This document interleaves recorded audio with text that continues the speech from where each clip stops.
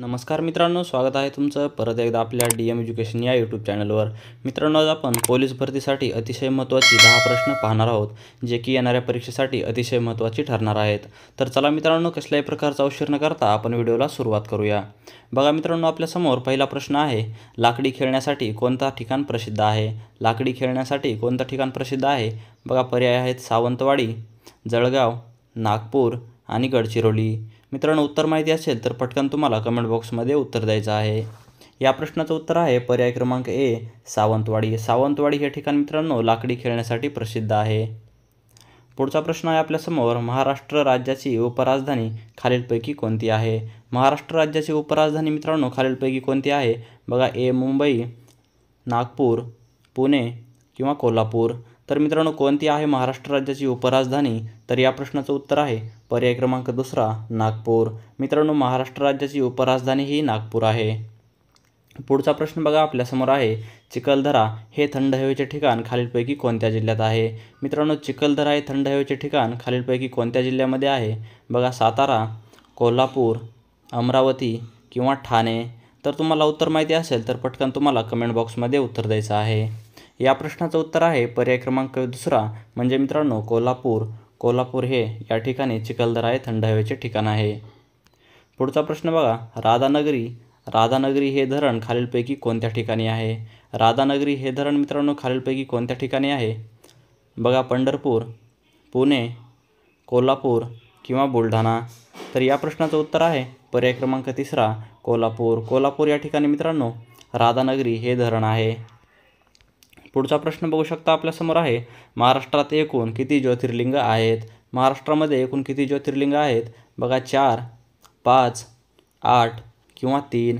तर तुम्हाला उत्तर माहिती असेल तर कमेंट बॉक्समध्ये नक्की उत्तर द्या।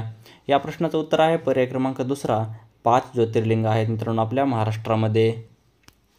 पुढचा प्रश्न बघा, कळसुबाई शिखराची उंची खालीलपैकी किती आहे? कळसुबाई शिखराची उंची मित्रांनो किती आहे? बघा, 1630 मीटर, 1646 मीटर, 1680 मीटर किंवा 1600 मीटर। तर उत्तर तुम्हाला माहिती आहे का? या प्रश्नाचं उत्तर आहे पर्याय क्रमांक दुसरा, म्हणजे 1646 मीटर। मित्रांनो, कळसुबाई शिखराची उंची खालीलपैकी 1646 मीटर आहे। अनेक वेळा परीक्षेला विचारलेला प्रश्न आहे।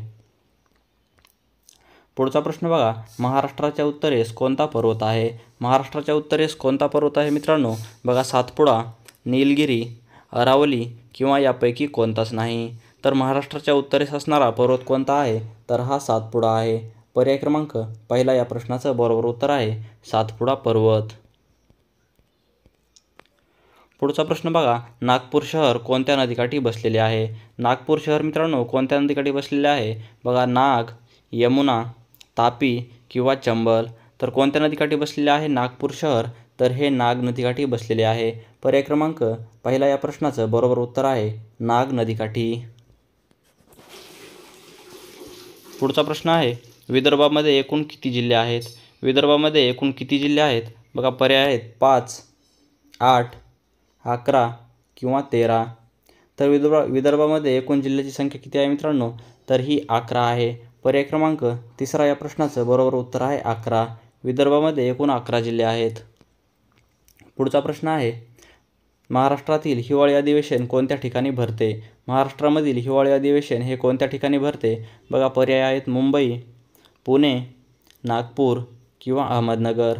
तर महाराष्ट्रातील हिवाळी अधिवेशन हे नागपूर या ठिकाणी भरते। पर्याय क्रमांक तिसरा या प्रश्नाचं बरोबर उत्तर आहे नागपूर। तर इथे आपले 10 प्रश्न संपले आहेत। तुम्ही 10 पैकी किती प्रश्नाचे बरोबर उत्तर दिले आहेत कमेंट करून नक्की सांगा। व्हिडिओ आवडला तर व्हिडिओला नक्की लाईक करा।